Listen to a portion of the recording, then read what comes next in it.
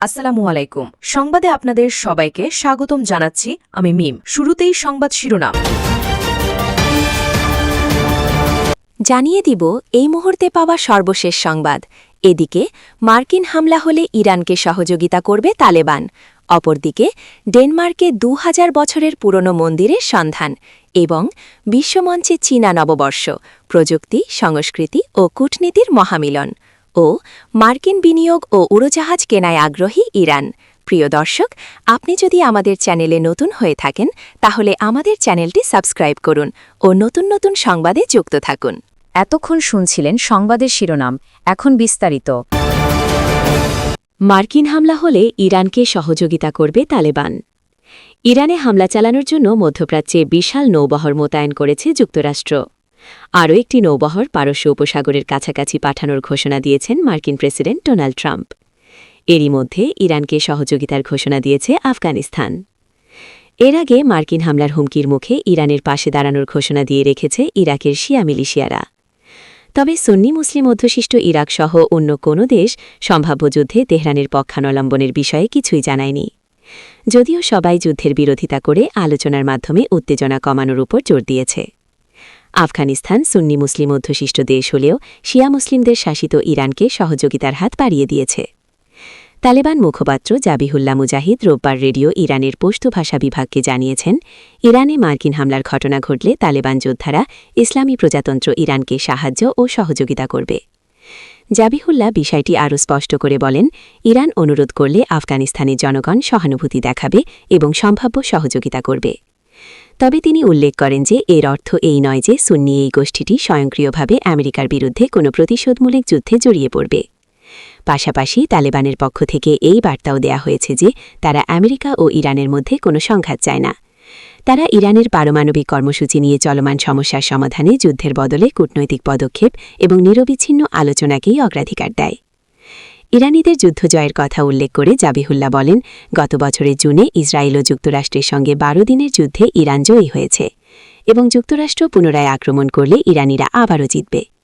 তিনি বলেন, ইরান আবারও জিততে সক্ষম হবে কারণ দেশটির সেই সামর্থ্য আছে, তারা ন্যায়ের পথে আছে এবং নিজেদের রক্ষা করার অধিকার তাদের আছে।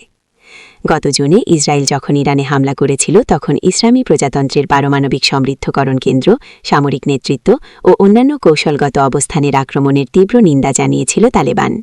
সূত্র জেরুসালেম পোস্ট। ডেনমার্কে ২০০০ বছরের পুরনো মন্দিরের সন্ধান। ডেনমার্কের মধ্যাঞ্চলে মিউজিয়াম মিডজিল্যান্ডের গবেষকরা একটি প্রাচীন মন্দির ও সুরক্ষিত জনবসতির ফর্টিফাইড সেটেলমেন্টের সন্ধান পেয়েছেন। প্রত্নতাত্ত্বিকদের মতে এই আবিষ্কার ইউরোপের প্রাচীন সমাজ ব্যবস্থা, ধর্মীয় রীতিনীতি এবং উত্তর ইউরোপ থেকে ভূমধ্যসাগর পর্যন্ত বিস্তৃত আন্তর্জাতিক বাণিজ্য নেটওয়ার্ক সম্পর্কে যুগান্তকারী তথ্য প্রদান করবে।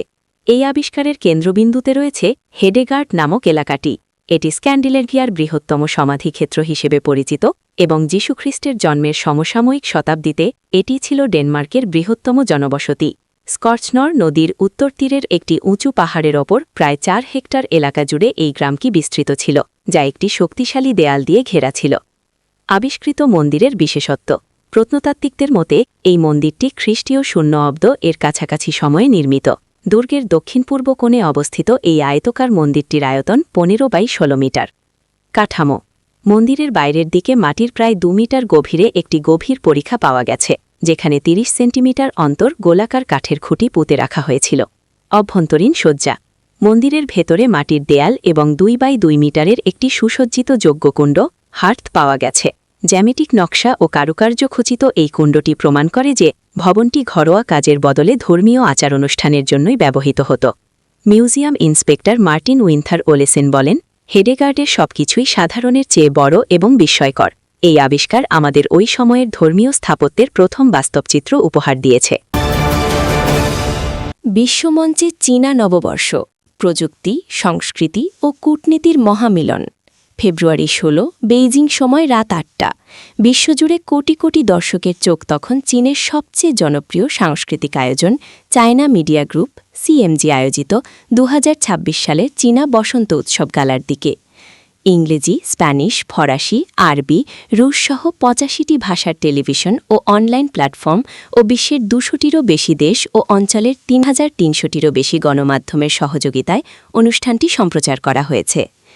এবছর চীনা চান্দ্রপঞ্জিকা অনুযায়ী অশ্ববর্ষ, চীনা সংস্কৃতিতে ঘোড়া আত্ম উন্নয়ন, অধ্যবসায় ও অগ্রগতির প্রতীক। সেই দর্শনকে সামনে রেখে এবারের গালার প্রতিপাদ্য নির্ধারণ করা হয়েছে। সুদক্ষ ঘোড়া ছুটে আসছে, তার গতি অপ্রতিরোধ্য, যা মানুষকে স্বপ্ন পূরণের পথে নিরবিচ্ছিন্ন প্রচেষ্টার অনুপ্রেরণা দেয়। ১৯৮৩ সাল থেকে সম্প্রচারিত হয়ে আসা এই গালা এখন বিশ্বব্যাপী চীনা পরিবারগুলোর পুনর্মিলনী উৎসবের অবিচ্ছেদ্য অংশ। বর্তমানে বিশ্বের প্রায় ২০টি দেশ ও অঞ্চলে বসন্ত উৎসব সরকারি ছুটি হিসেবে স্বীকৃত এবং বিশ্বের মোট জনসংখ্যার প্রায় ১/৫ মানুষ বিভিন্নভাবে এই উৎসব উদযাপন করে। এবারের গালার অন্যতম বড় আকর্ষণ হচ্ছে কৃত্রিম বুদ্ধিমত্তা নির্ভর এআইজিসি প্রযুক্তির ব্যবহার। হাজার হাজার ঘোড়ার সম্মিলিত দৌড়ের দৃশ্য ডিজিটাল প্রযুক্তির মাধ্যমে মঞ্চে জীবন্ত করে তোলা হয়েছে। একই সঙ্গে রেশমপথ প্রেরণায় নির্মিত নৃত্য পরিবেশনায় প্রাচীন বিমানচিত্রের ঘোড়াকে যেন বাস্তব জগতে নিয়ে আসা হয়েছে। দড়াবাজি বা অ্যাক্রোব্যাটিক পরিবেশনায়ও বিজ্ঞান ও প্রযুক্তির অভিনব ব্যবহার দর্শকদের মুগ্ধ করেছে।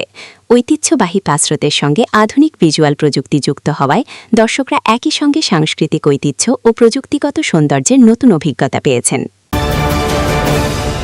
মার্কিন বিনিয়োগ ও উড়োজাহাজ কেনায় আগ্রহী ইরান। ইরান যুক্তরাষ্ট্রের সঙ্গে এমন একটি পারমাণবিক চুক্তি করতে চায় যা দুই পক্ষের জন্য অর্থনৈতিকভাবে লাভজনক হবে। রোববার এক ইরানি কূটনীতিক এই তথ্য জানিয়েছেন। আগামী কয়েকদিনের মধ্যে তেহরান ও ওয়াশিংটনের মধ্যে দ্বিতীয় দফা আলোচনা অনুষ্ঠিত হওয়ার কথা। রয়টার্সের খবরে বলা হয়েছে, এ মাসের শুরুতে দীর্ঘদিনের বিরোধের সমাধানে আবার ইরান ও যুক্তরাষ্ট্র আলোচনা শুরু করেছে। এই বিরোধ মূলত ইরানের পারমাণবিক কর্মসূচি নিয়ে। আলোচনার লক্ষ্য হল নতুন কোনো সামরিক সংঘাত এড়ানো। মার্কিন কর্মকর্তারা জানিয়েছেন, আলোচনা ব্যর্থ হলে ওয়াশিংটন দীর্ঘমেয়াদী সামরিক প্রস্তুতি নিচ্ছে এবং ইতিমধ্যেই অঞ্চলে দ্বিতীয় একটি বিমানবাহী রণতরী পাঠানো হয়েছে। স্লোভাকিয়ার রাজধানী ব্রাটিস্লাভায় এক সংবাদ সম্মেলনে মার্কো রুবিও বলেছেন, প্রেসিডেন্ট ডোনাল্ড ট্রাম্প কূটনৈতিক সমাধান ও আলোচনাকে অগ্রাধিকার দেন, তবে ব্যর্থতার সম্ভাবনা থাকাও স্বীকার করেছেন।